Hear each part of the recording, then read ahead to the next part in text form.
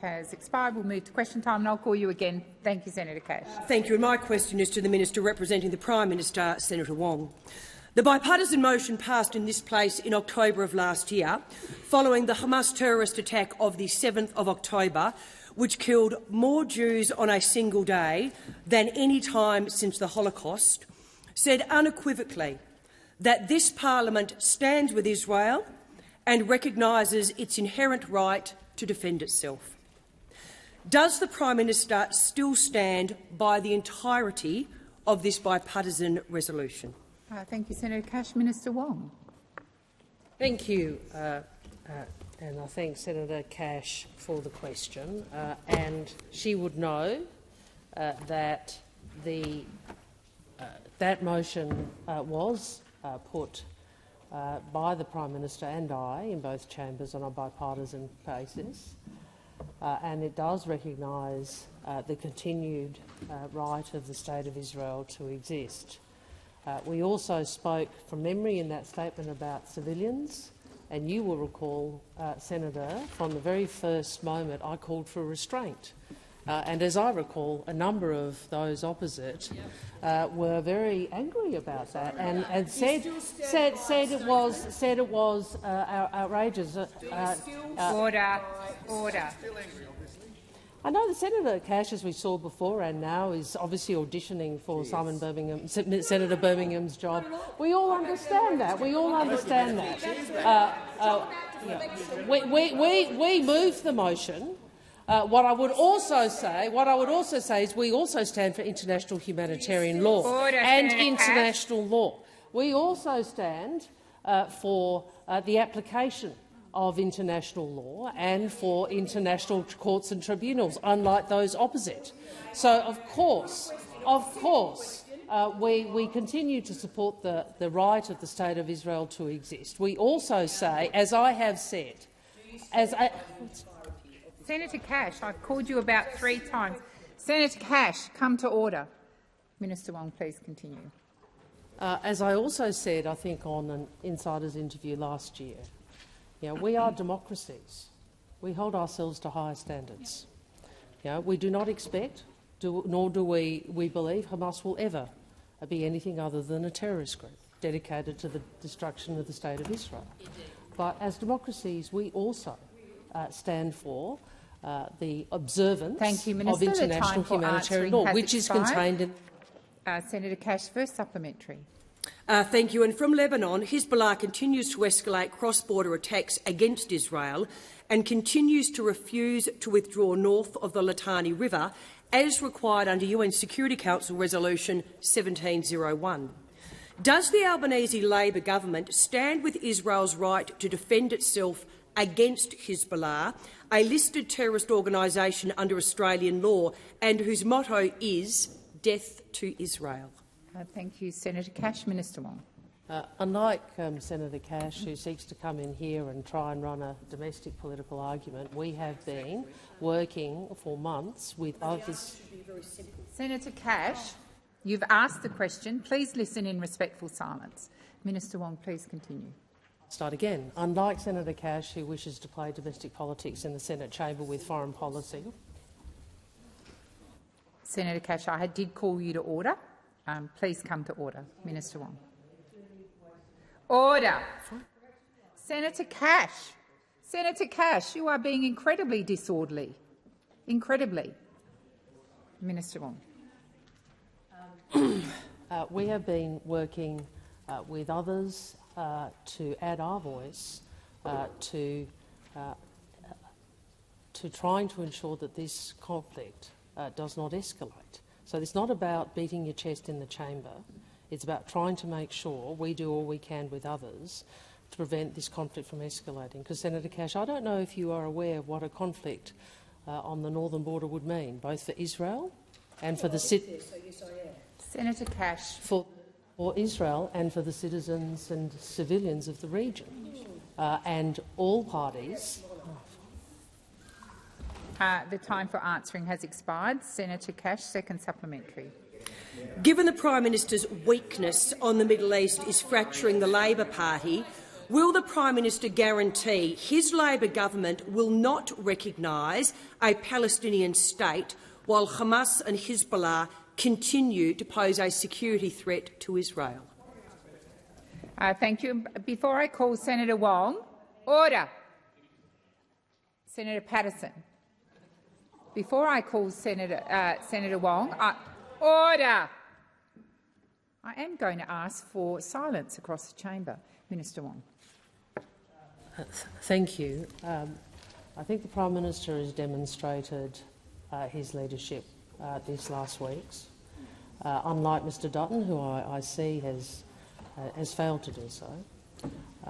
The second point I would make is that we have, against your opposition, shifted Australia's position when it comes to the recognition of Palestine. We have said, unlike those opposite who say you have to wait to the end of a process when we know that has meant no progress on peace, we have said, alongside the United Kingdom and others, that we are willing to look to recognition as part of a peace process that leads to a just and enduring peace in a two-state solution. That is a principled position that the Australian Labor Party has taken.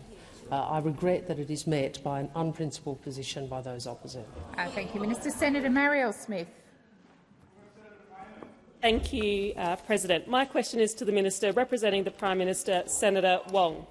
Over the last 2 years, people in my home state of South Australia have benefited from cheaper childcare, fee-free TAFE and the biggest investment ever in expanding bulk billing, all delivered by the Albanese Labor government. Can the Minister please tell the Senate what further cost of living relief Australians can expect from today, including a tax cut for every taxpayer? Thank you, Senator Smith. Minister Wong.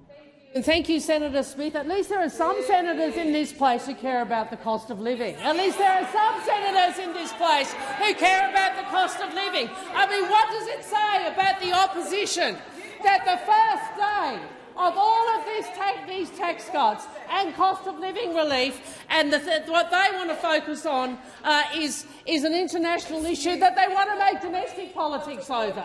Over here, we understand the #1 issue facing Australians is cost of living. We understand that.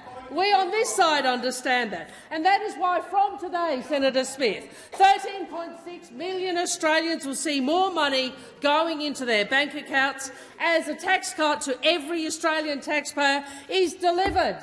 Not just some Australians, as the Liberals and Nationals would have liked. 3 million people earning less than $45,000 a year will get a tax cut. You didn't want that. Under you, they wouldn't have got a cent. A person earning 40 grand will get a tax cut of $654 compared to zero under you.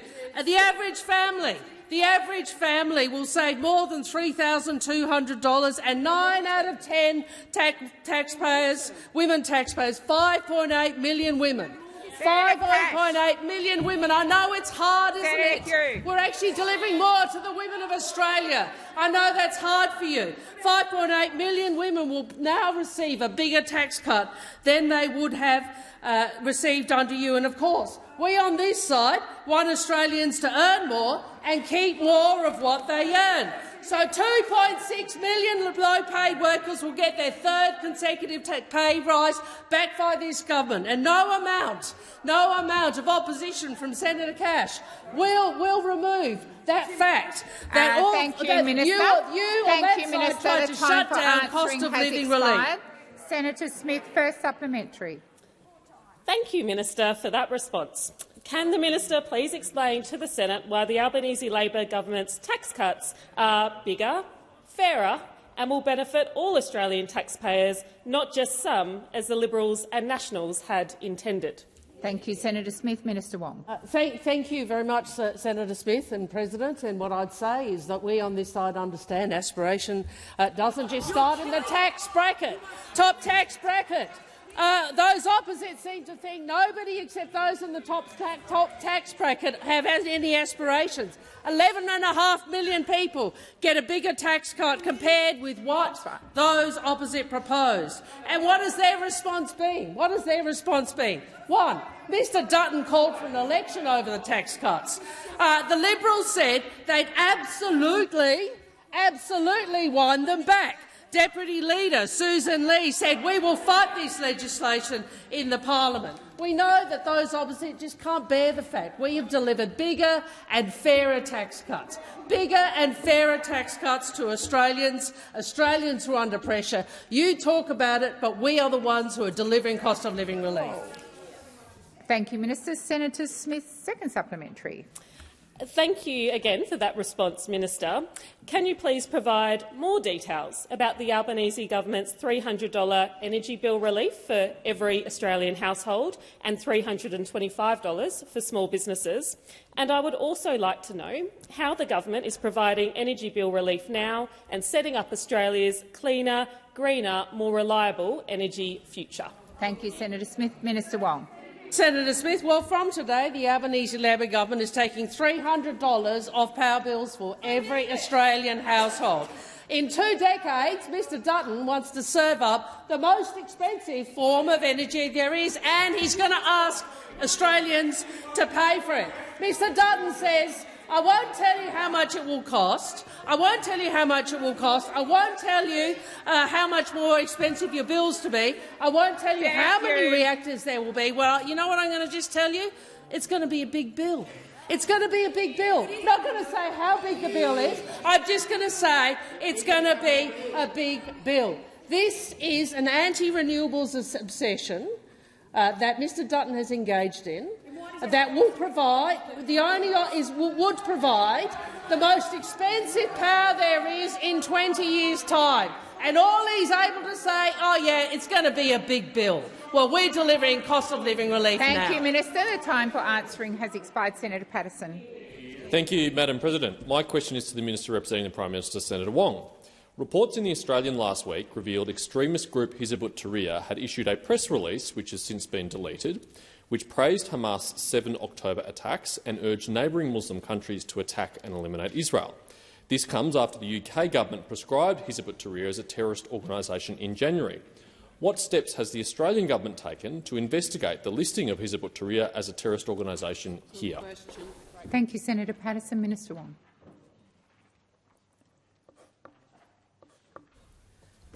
Thank you. First, I think, well, I hope all of us would stand as one in condemning the hateful comments by the members of Hizb ut-Tahrir. There is no place in Australia for such disgraceful statements or the glorification of terrorism. In relation to the listing, as the senator would know, and having been, or perhaps still is, I'm sorry, I can't recall, a member of the Parliamentary Joint Committee on Intelligence and Security, you would understand the process by which advice is provided to government and to Parliament through the Statutory Committee about whether to list organisations, and I certainly wouldn't propose to speculate publicly about that process, nor would he expect it. But it does take me to a broader point about social cohesion. We all know that the conflict in Gaza, whether from October 7th, and as Senator Cash said, the largest loss of life, Jewish life since the Holocaust, or the tens of thousands, including tens of thousands of civilians who have died since, has been horrific. It has been horrific, and it is deeply distressing for so many in the Australian community, and it is incumbent upon us all to try and ensure that conflict is not imported here, both in word and deed, and in how we speak about one another. So all of us should join in condemning the words that Senator Patterson outlined, just as we should also ensure that we continue to advocate and press for peace in a region which has known so much loss of life and so much conflict. Thank you, Minister. Senator Patterson, first supplementary. Thank you, President. Reports by 60 Minutes last month showed how Hizb ut-Tahrir had sought to recruit and radicalise students on our campuses, infiltrating pro-Palestinian protests to push anti-Semitic narratives and fan division. Will the government commit to taking other urgent action to address the crisis of anti-Semitism in Australia, which is undermining our social cohesion, and support our Jewish communities at their time of greatest need? Minister Wong. First, can I just also, in relation to the primary, remind Senator Patterson that the Coalition repeatedly rejected listing Hizb ut-Tahrir as a terrorist organisation when you were in government. In 2017, the then Attorney-General, Senator Brandis, rejected listing it based on the strong view of ASIO that it did not fit the definition of a terrorist organisation in the Criminal Code. The Leader of the Opposition has also affirmed that the government relies on the advice of our intelligence and security agencies, which is precisely what is being done in this matter. And I will take the interjections from Senator Ruston. If Senator Ruston thinks she knows better than our security and intelligence agencies when it comes to these matters, then perhaps she should stand up and say that. I, for one, think we look to the advice of those who are engaged and working to keep Australians safe about how best to do that, rather than making cheap political shots like that one. Thank you, Minister. And I do remind you, Minister, to make your comments to the chair. Senator Patterson, second supplementary. Thank you, President. The Sunday Herald Sun reported yesterday that Hizb ut-Tahrir had moved its UK operations to Australia in the wake of their ban in that country. Will the Albanese government stop Australia becoming a safe haven for this extremist organisation by joining our allies by listing Hizb ut-Tahrir as a terrorist organisation? Thank you, Senator Patterson. Minister Wong. Minister Wong. Thank you. Well, I again refer to my earlier answer, which is, and again I'll take Senator Ruston's comments. She seems to think she knows more than our intelligence agencies. You know, I might have a view about, and others might have a view about, perhaps approaching this with a little more respect for the experts who advise us. But what I would say, this is not a political issue. This is a security issue. This is an intelligence issue. This is not an issue that is about party politics, and Senator Patterson knows that. Yep, he's been part of these processes. Well, he knows, and I have addressed the substance. I have addressed the substance, which is, you know, we condemn the hateful comments. There's no place in Australia for this. We continue to take advice, as you did. We continue to take advice, as you did, from our security and intelligence agencies about thank you, whether Minister. to The list time for answering organisations. has expired. Senator Faruqi. Thank you, President. My question is to the Foreign Minister. Minister, for almost 9 long months now, we have witnessed Israel's full-blown genocide in Gaza, during which Israel has ruthlessly massacred close to 40,000 Palestinians, including around 15,000 Palestinian children. Israel has relentlessly bombed schools, hospitals, ambulances, universities and places of worship, even the tents where forcibly displaced Palestinians are taking refuge. Many thousands of Palestinians are missing or buried under the rubble. This year alone, your government has imposed autonomous sanctions on Russia, Iran and Myanmar. And yesterday, the Labour leadership shamefully sanctioned Senator Payman. When will you sanction Israel and the extreme Netanyahu government? Thank you, Senator Faruqi. Minister Wong. Thank you. First, I want to make some comments about collective decision-making, which goes to the last part of your question. We believe collective decision-making is about a group being more powerful than any one individual. And that truth is demonstrated in the history of this nation. Our party in government is the only party that has delivered real progress in Australia on Medicare, on the minimum wage and fairness at work, on social welfare for older Australians and people with disabilities, on paid parental leave, on superannuation, on the Sex Discrimination Act, the Racial Discrimination Act, the abolition of the White Australia policy, Mabo land rights and the removal of discrimination against LGBTI Australians, and there is so much more. My point is collective discrimination, collective action, collective decision-making is central to that. We believe that Labor governments are the ones able to deliver change, which is why no Australian government has ever expressed such strong support for Palestinian statehood as this one. No Australian government has ever done so. And it's a position that has faced criticism from those opposite and those who want to support the status quo. But it's a position which reflects the approach that so many in the international community are taking. We also believe that we are not served well as a country by those who seek to bring the conflict here. See, nothing you do in this chamber will resolve the conflict, but it does bring it here, the division here. That is the reality, Senator. In relation to the actions taken, I am happy in my supplementary to go through the actions we have taken since October 2023. Thank you, Minister. Senator Faruqi, first supplementary. Thank you, President. Minister, your government has not taken any concrete action to stop Israel's genocide in Gaza, and turning against the people who are standing up for Palestine is not going to do anything either. You failed to join the South Africa's ICJ case. You failed to sanction Israel or expel the Israeli ambassador. The only concrete action you have taken is against those supporting Palestine. How many more Palestinians will be killed before you take concrete action? Thank you, Senator Faruqi. Order. I'm waiting for order. Minister Wong. Thank you, President. I understand why you want to run a political line here in this chamber. Minister Wong, please resume your seat. Minister Wong, please resume your seat. I have called for order. That includes every single senator in this place, Senator Shoebridge and others. Minister, please continue. As I said, on this side of the chamber, we have adopted the strongest support for Palestinian statehood in Australia's history. Well, yes, we have.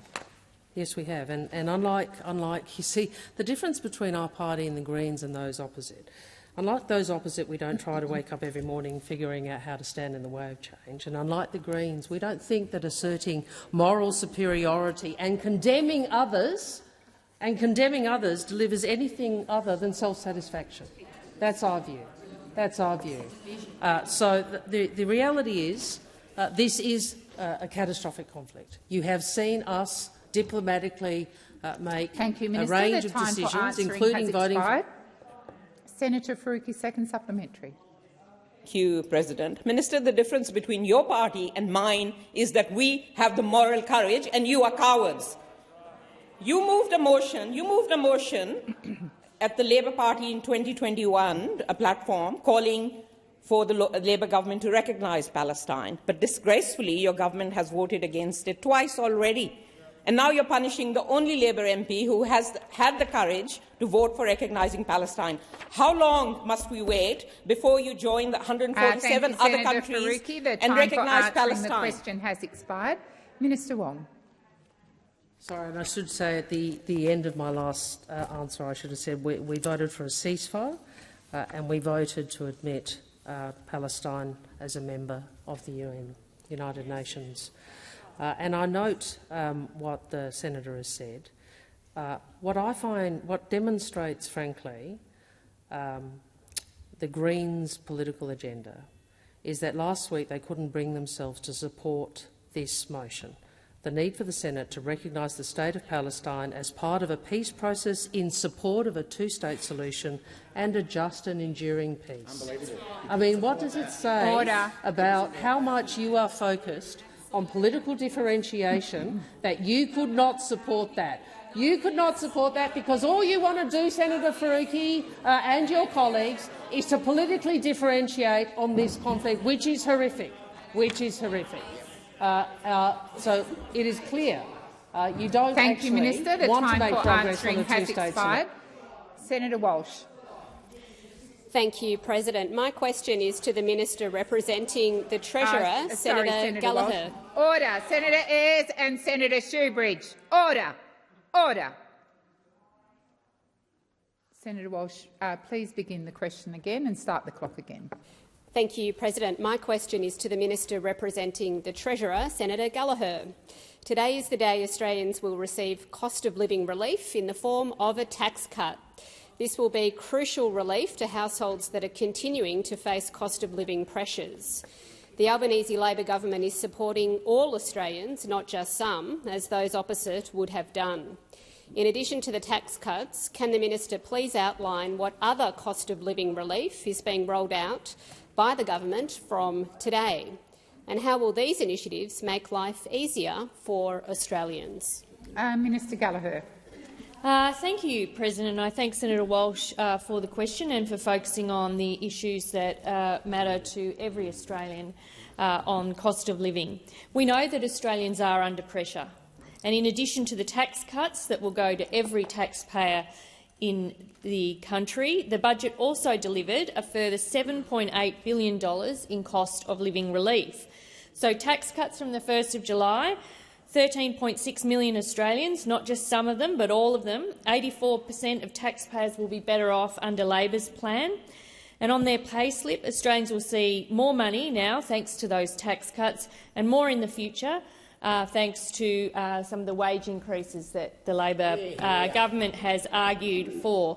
And I know on this side of the chamber, many of us have worked in the union movement arguing for wage increases for working people. And of course we will see that with the minimum wage increases, but also some of the wage outcomes we're seeing across the care economy as well.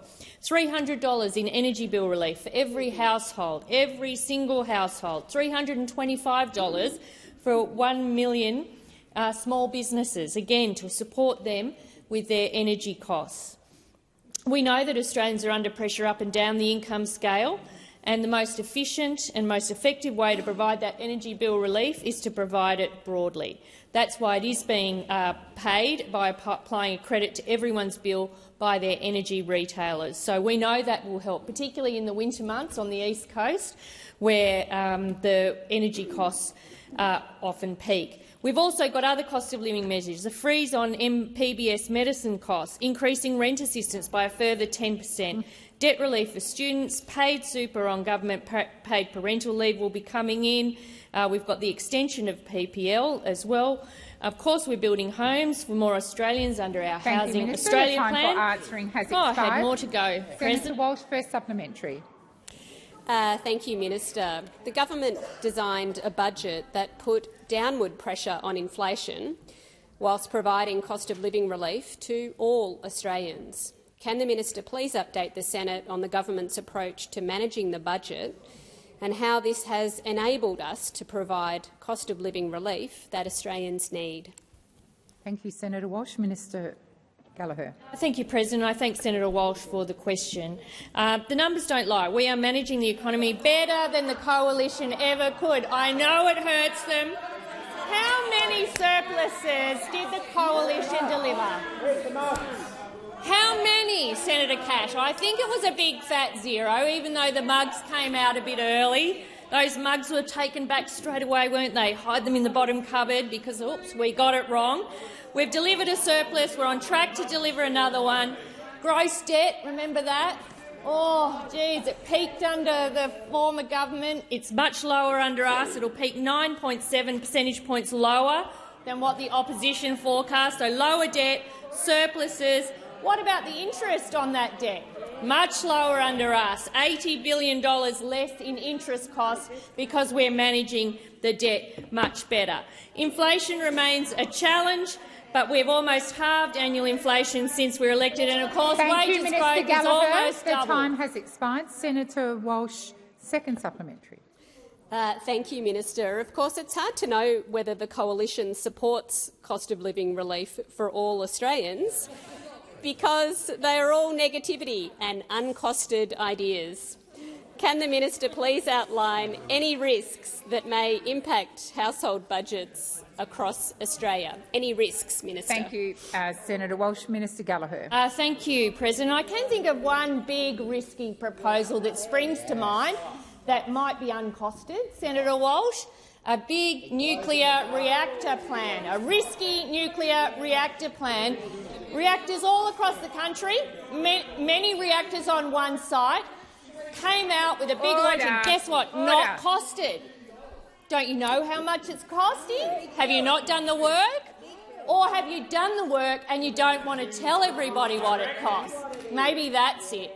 So these nuclear reactors going into all the states, uncosted, no idea how to deliver it, no understanding of the technology, no time frame other than it's off in the never-never, no 2030 target. If Senator Canavan has anything to do with it, it'll be no 2050 target either, and no idea what to do with the waste, no plan for right now, and not being clear about what it's going to cost on people's bills. Thank you, Minister. Senator Roberts. My question is to the Minister representing the Minister for Climate Change and Energy, Senator Wong. Minister, exactly how many wind turbines, solar panels, batteries and kilometres of transmission lines were built last month? Minister Wong.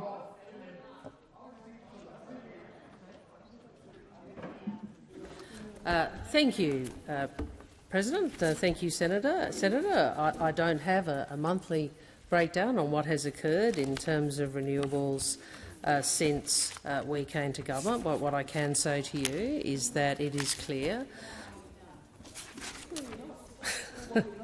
What I can say to you is that we have invested $22.5 billion over the next decade to help make Australia a renewable energy superpower. We have a budgeted plan that is backed by the experts at AEMO, the Australian Electricity Market Operator. They have an integrated systems plan that looks at the total cost out of 2050 in generation, storage and transmission of renewable energy, which the government is working to and is contributing to. I would also make the point, Senator, and you do understand markets, that the uncertainty under the coalition meant that 24 out of 28 coal-fired power stations announced their closure. We did not have new investment to replace it at the scale needed. And that is because the market knew that with 20-plus energy policies, there was no certainty in which to enable investment in additional generation and supply. And if we want to bring prices down and to ensure reliability, we have to have more supply. Thank you, Minister. Senator Roberts, first supplementary. Minister, the government's own figures to meet your net zero target show that over the next 8 years you need to install and connect more than 40 wind turbines a month, 22,000 solar panels a day, 48 gigawatt-hours of batteries and 28,000 kilometres of transmission lines. Install and connect. You're building nothing near that. Will you admit your wind and solar plan is an unachievable pipe dream? Thank you, Senator Roberts. Minister Wong. Senator Roberts, I will absolutely concede that this is a big transition, and you would have heard me in response. You would have heard me in response. Order. Senator Rennick, I've called Senator Canavan. Order. Order. Minister, please continue. You would have heard me, Senator, when the Greens asked me. Senator Watt, order. Order. Order. Order. I would ask senators to not call out across the chamber. Minister Wong, please continue. Thank you. You would have heard me, Senator, say to the Greens when they seek higher targets that this is a big transition. We accept that. The advice I have, and I'll see if I can get anything further, is that we have had a 25% increase in renewable generation in the national electricity market since 2022. We have 4.6 gigawatts of new generation and storage, which is part of the operator's outlook since their last report. We've had 6.8 gigawatts of new generation, up from 4.2 gigawatts approved. 27 utility-scale batteries are under construction as at the end of 2023, and 5.9 gigawatts. Senator Roberts, second supplementary. Thank you. Minister, unlike with coal mines, there's no obligation for industrial wind and solar sites to rehabilitate the land. The cost of pulling down wind and solar is left completely with landowners and farmers who have no idea what they're signing up for. Minister, does your wind and solar plan rely on saddling farmers with the entire cost of disposal, or will your government legislate rehabilitation bonds for wind and solar projects? Thank you, Senator Roberts. Minister Wong. Senator, what I would say to you is that there has been a lot of investment and a lot of interest from Australians, both in terms of investors but also landowners and landholders, to be part of this transition. It is true that there are a lot of challenges associated with it, including investment in transmission, which is one of the reasons why the government is working on both increasing the flexibility of the system and also ensuring that more capacity is delivered across the country. For example, our capacity investment scheme has delivered over 32 gigawatts of capacity. We've had the largest ever single tender for renewable energy, which is currently open for bids. In relation to your issues, I don't have advice on. Thank you, Minister. The time for answering has expired. Senator Mackenzie. Thank you. My question is to the Minister for Agriculture, Senator Watt. Can the minister confirm what scientific evidence the government has based its decision to ban the live sheep export trade by sea, which will severely impact over 3,000 Western Australian jobs, along with the livelihoods of Western Australian farmers and regional communities? Thank you, Senator Mackenzie. Minister Watt.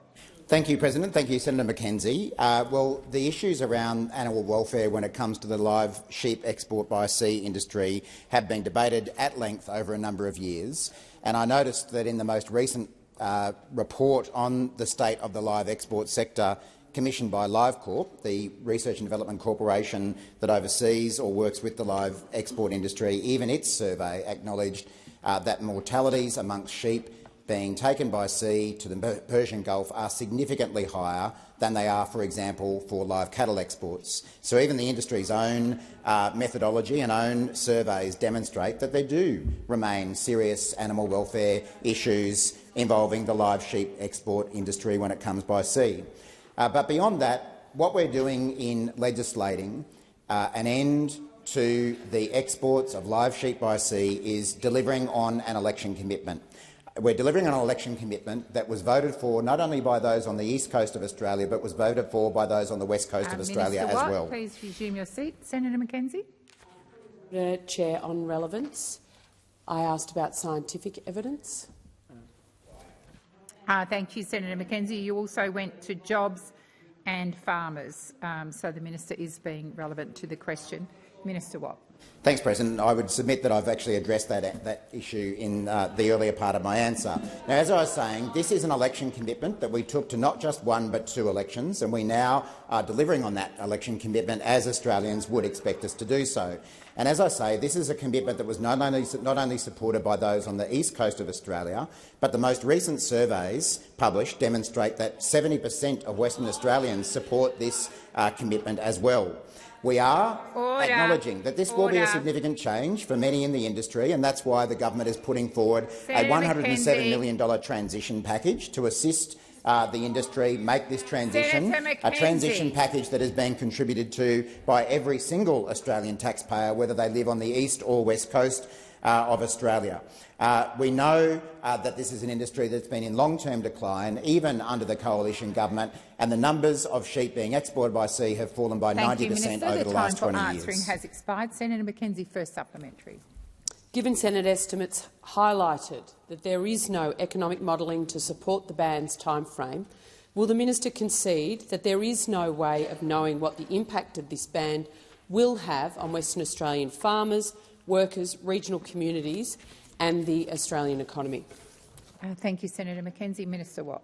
Well, of course I reject what Senator Mackenzie is putting forward, and we do have to note the hypocrisy of the National Party in making this last-ditch effort to defend an industry that actually declined significantly when it was in office. In 2014-15, Australia exported 2.1 million sheep by sea at a value of $224 million. In 21-22, 475,000 sheep were exported. Watt, please resume your seat. Senator Mackenzie. On relevance, Madam President, my question was very specific about economic modelling on the closure of a legal industry. Yes, Senator Mackenzie. Minister, that it became clear Senator wasn't Mackenzie, done. please resume your seat. You've called your point of order. Your question also went to farmers, workers regional community and all Australians. So the minister is being relevant. Minister Watt. Thank you, President. So, as I say, the Nationals are being incredibly hypocritical on this point. While they were in office, the number of live sheep exported by sea fell by 80% while they were in office. And now, of course, that they're in opposition, they're the biggest supporters of live sheep exports that you've ever seen. They had the opportunity to do something about this when they were in office, and they did do something about it. They sent this trade down by 80%. And, of course, some of their senators in particular stood up for that policy. We know that now Senator Henderson, the former member for Corangamite, said in answer to this question, the time has come, backed by the science, the facts and the economics. This is an industry which must come to an end. The live live export of sheep to the Middle East is inhumane and must come to an end. That's what Senator Minister Watt, I called you. I'm waiting for order. Order. Senator Wong. Senator Mackenzie, second supplementary. Order. I have a senator on her feet, ready to start her question. Order. Senator Mackenzie, second supplementary. Will the minister concede that Labor is callously throwing away the livelihoods of Western Australian farmers, workers and regional communities to cynically capture the preferences of extreme animal activist groups like the Animal Justice Party, who boast about being proud that they demanded the end of the live sheep export trade as a requirement for their preferences? Thank you, Senator Mackenzie. Minister Watt. Well, the short answer is no, but the longer-hand answer is that far from treating this industry and its members callously, this government is providing $107 million in support to support the transition for an industry that has been in decline for 20 years. Minister Watt, please resume your seat. Senator Mackenzie, ask your question and then listen in silence. Minister Watt, please continue. Under Labor, an industry that's in decline receives $107 million in taxpayer support. Under the Coalition, an industry that was in decline the entire time they were in office, guess how much you contributed? Zero. Absolutely zero. Not 1 cent to support an industry that was in decline in the time that they were in power. Yes, Minister Wong. Yes, Senator Mackenzie. You've made a contribution this morning. I invite you, Senator Mackenzie, to make a contribution at any other point, Senator Mackenzie, during the sitting of the Senate, but not question time. You've asked your question. The minister is entitled to answer. Minister, please continue. Thank you, President. And the reason the Coalition provided no support whatsoever to an industry in decline is because they had members like the now Deputy Liberal leader Susan Ley and now Senator Henderson saying the sensible path for both sides of the debate to construct a carefully considered transition to ending the trade permanently and across all months of the year. Tastes are changing in Middle Eastern nations. There is no fixed firm demand for live sheep. We believe in a permanent. Senator Cox. President, my question is for the Leader of the Government, Senator Wong, representing the Prime Minister.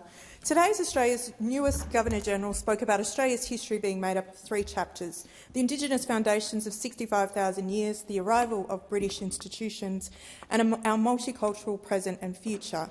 This week, the Greens will introduce a bill for Australia's first Truth and Justice Commission to formally record the first chapter and ongoing injustices. The government took the path last year for constitutional reform on a voice to Parliament, and since then there have been crickets on implementing the other 2 pillars of the Uluru Statement from the Heart. Will the government support the Greens bill on Australia's first Truth and Justice Commission? Thank you, Senator Cox. Minister Wong. Thank you, Senator Cox, and I'll try and deal with a few issues. The first is the reference by Her Excellency the Governor-General of Australia today to Noel Pearson's framework, which talks about our First Nations heritage, our British institutions and, of course, our multicultural society, particularly post-World War II, and that the large-scale migration to Australia. I am, and we are, as a government, very committed to telling the full story of Australia. Certainly in my own portfolio, as you would be aware, that's something we seek to bring to how we engage with the world. We obviously, as much of the the thinking behind the referendum, as you know, at the request and urging of many Indigenous and First Nations leaders, obviously was part of that. Now, what I would say to you, rather than in relation to Greens bills, you're entitled to move private senators' bills, as you know. We don't actually think whether or not those bills are not the way in which progress is made in this or in any other area of policy. But I would say to you that I think support for reconciliation is a core value, core Labor value. It is a value, I think, that is shared by Australians. Australians do believe in the fair go and do want to close the gap. The government remains determined to move reconciliation forward and to seek better results for Indigenous Australians as we take the time that is needed to get Makarrata and truth-telling right. And I think the fact the result of the referendum demonstrates that that is the case. The work of treaty does go on at a state and territory level, and there will be a diversity of processes respecting the diversity. Senator Cox, first supplementary. Partisan support to the Republic across the political spectrum, and that polling shows 50% of Australians support a republic, a measure that would help us move beyond the colonial chapter of history. Will the government commit to a republic in their second term of government? Order. Order. Order. Order. Order across the chamber. Senator Cox, that is a bit of a stretch as a first supplementary, but I will invite Senator Wong to address the question. Senator, with respect— Order. Senator, with respect, there isn't bipartisan support on a republic, with respect, there isn't. I think we've been on record, I've been on record many years as being a supporter of a republic, but there is not bipartisan support. And we are what we know from history, as opposed to talking about it in this place, that constitutional reform is hard, and it is particularly hard. We're in a hyper-partisan world where we know that there is no way that Mr Dutton, whose reflex is always to say no and always to be negative and always to run a scare campaign, would be supportive of it. And I take the interjection. He says correct. I mean, they're not going to be supportive of it. Thank you, Minister Wong. The time for answering has expired. Order. Senator Cox, second supplementary. President, the new Governor-General talked about the Australian character and its fundamental democratic spirit in her speech today. Will this government commit to moving beyond the colonial era in a truly democratic one that includes the voices of First Nations people, and by ending the reign of unelected heads of state and having a treaty with its First Peoples? Before I call the minister, I'm going to ask for silence once again. Senator Mackenzie, order. Order, seriously.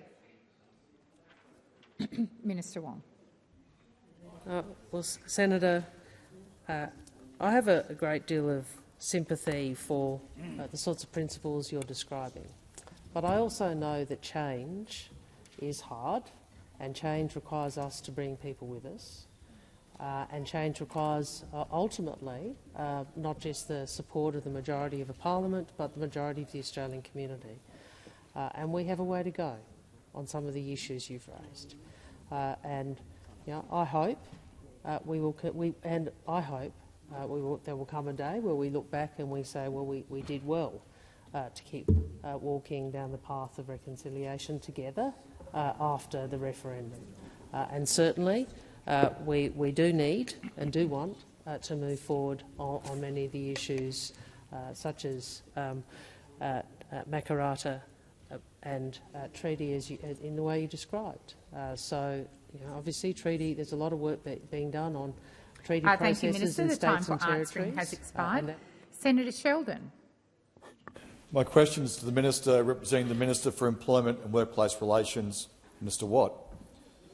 Cost of living pressures are top of mind for all Australians, especially low-paid workers. I note that since taking office, the Albanese Labor government has advocated on behalf of low-paid workers in 3 consecutive Fair Work Commission annual wage reviews. How does the Albanese Labor government's agenda ease cost of living pressures and make sure Australians are earning more and keeping more of what they earn? Thank you, Senator Sheldon. Minister Watt. Thank you, Senator Sheldon. And isn't it good that at least one senator on this side of the chamber has an interest in cost of living issues? Because we know that over this entire question time, Minister Watt. what have the coalition asked about? Minister Watt. What have the coalition asked about? Minister the Middle Watt. East, terrorist Order. listings. Order. Order. Order. Senator Cash, I've called order 3 times. Senator Scarr. President, personal reflection. I ask Senator Watt to withdraw that personal reflection on all the other senators except for one. Senator Scarr. Order. Senator Scarr, when I'm bringing the chamber to order, Senator Mackenzie, it's not helpful for you to stand and make a joke. Seriously, it is not. Minister Watt, please continue. Thank you, President. I know the opposition doesn't want to talk about cost of living issues, but I'm glad that Senator Sheldon joins with Senator Smith and Senator Walsh in asking questions about the issue that is of most concern to Australians today, which is cost of living issues. It seems that the opposition has to ask a question about anything else other than the thing that Australians are most concerned about, being their cost of living issues. And we know that is why, and that is because the coalition's record in office is of delivering lower wages and worse standard of living, a record they have maintained in opposition. Please resume your seat. Order. Order. Thank you. Minister Watt, please continue. That Senator Cash is a lot more noisy when she's sitting in that chair rather than when she's sitting in the one about a metre behind Senator Minister Cash. Watt, Why Minister would Watt, that be, Senator Cash? Minister Watt, please resume your seat. I'll come to you, Senator Mackenzie. Senator Cash. Senator Cash. Minister Watt, may I remind you to direct your comments to the chair and Senator Mackenzie. On a point of order, I was also going to request that instead of pointing across the chamber and screaming, he makes his comments through the chair. Senator Mackenzie, order, order, order. As you noted, Senator Mackenzie, I had already brought that to the minister's attention. I'm waiting for order. Minister Watt. Thank you, President. And, President, I'm sure you can observe the opposition is a bit touchy today. Yeah. And why would they be touchy? That's because today is the day that Australians are getting much-needed cost of living relief. That's right.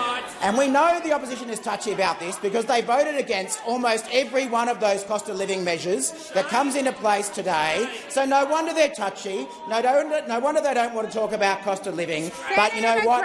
Labor does, because we're concerned about the cost of living issues facing Australians. And that's why from today every Australian taxpayer gets a tax cut, not just some. That's why from today our $300 energy bill relief begins to flow to every Australian household. And that's why from today 2.6 million low-paid workers will get their 3rd consecutive pay rise, backed by this government, unlike what we saw from the coalition. This government has gone into bat for low-paid workers not once, not twice, but 3 times every single year we've been in office since we came into government. And because of this government's advocacy, from today, minimum wage earners will be earning $24.10 per hour compared to $20 when we first came to office. Senator Sheldon, first supplementary.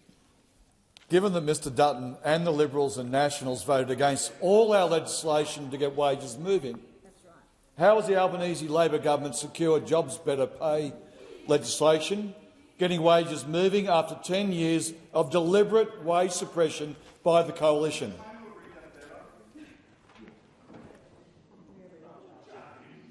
Minister Watt.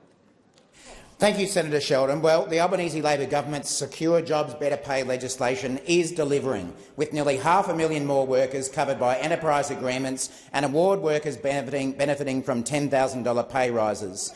We said that our Secure Jobs Better Pay laws would fix the bargaining system, and now we're seeing the proof. And we know the opposition went running for cover when we just simply tabled that legislation. Secure Jobs Better Pay. Oh no, we can't have that. We can't have that in Australia. We're going to vote against it, just just like we're going to vote against energy bill relief, just like we're going to vote against cheaper medicines, just like we're going to vote against every measure that the Labor government put up to assist Australians with their cost of living. More importantly than listening to anyone in this chamber, let's listen to the difference that these changes are making to real workers in Australia. For Laura, an aged care worker from Western Australia, who will now be about $3,400 better off, it means she can pay for home internet and what she describes as luxuries like social outings. Labor is supporting people like Laura while you're voting against them. The time for answering has expired.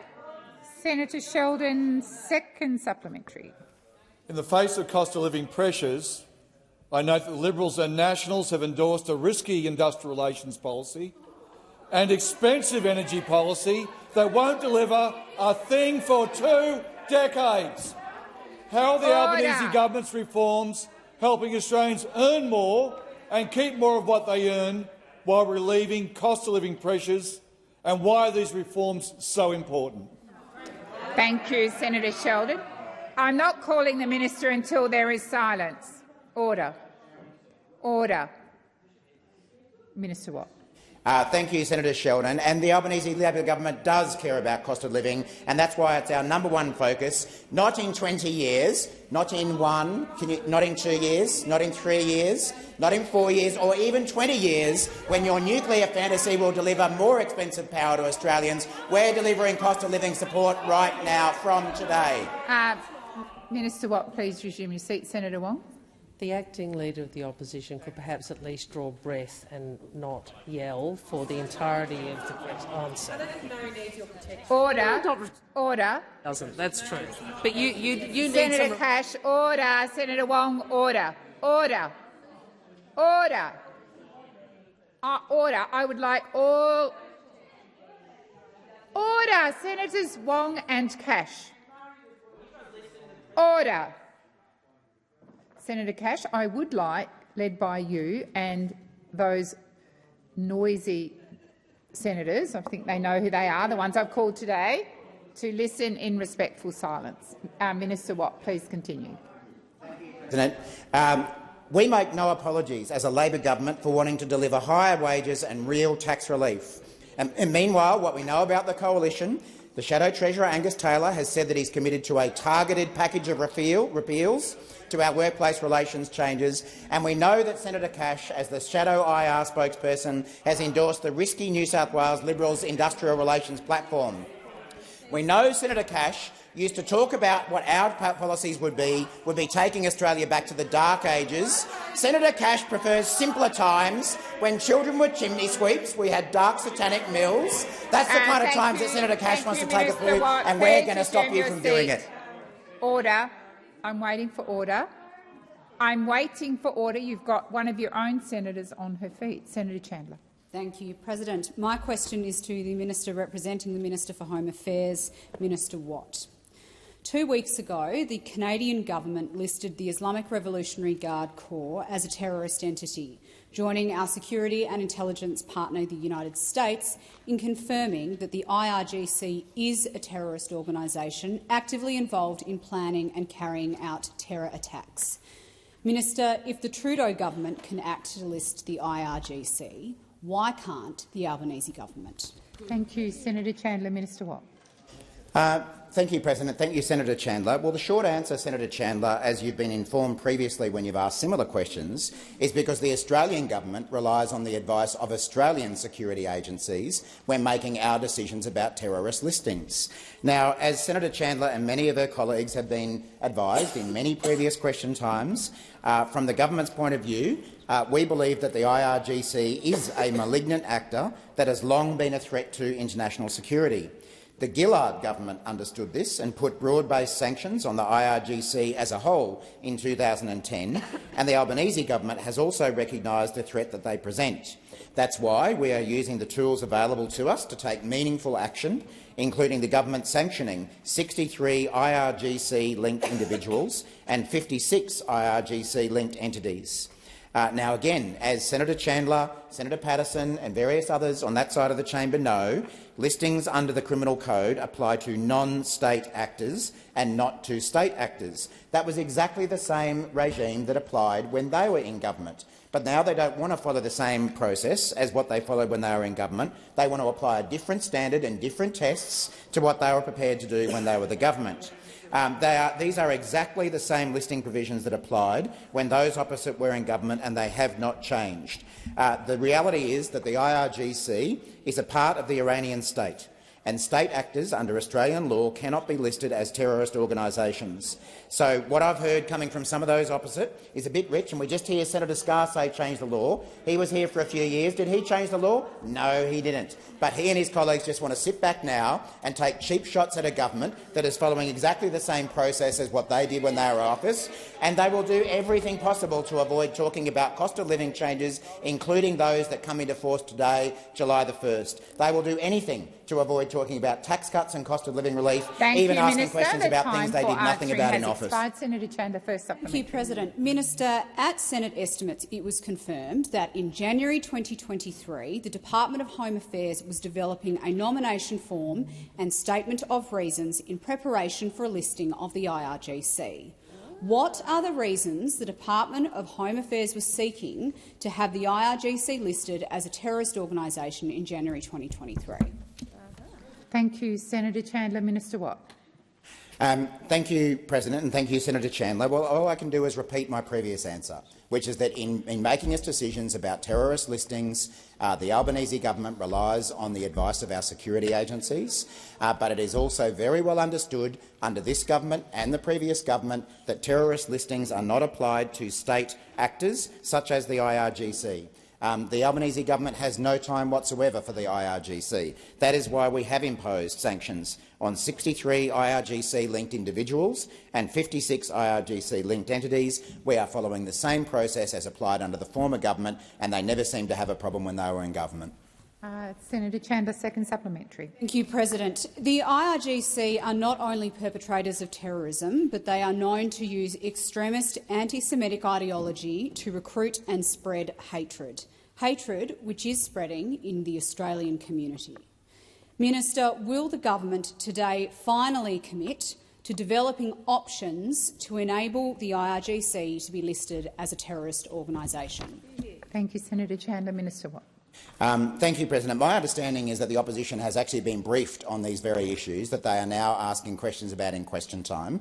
And I agree with Senator Chandler in one respect, and that is when she says that the IRGC are a malignant actor. They are a dreadful organisation that we do not support whatsoever. But the opposition had no issues about this process when they were in government, when they had 10 years to do something about the process, but all of a sudden they're now in opposition. They want to apply a different standard to the government. Minister Wong. Thank you, President. I ask that further questions be placed on notice.